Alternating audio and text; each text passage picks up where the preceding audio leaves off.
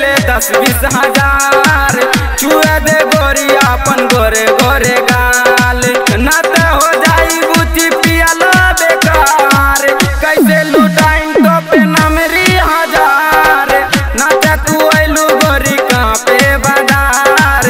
लंगा उठा के देखबा अपन जोगार,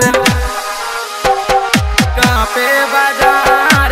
लंगा उठा के देखबा अपन जोगार।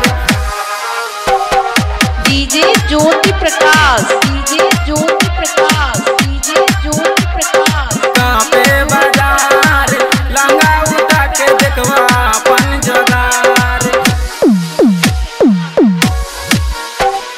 दीपक दीवाना गले गाना सुने सारा जमाना।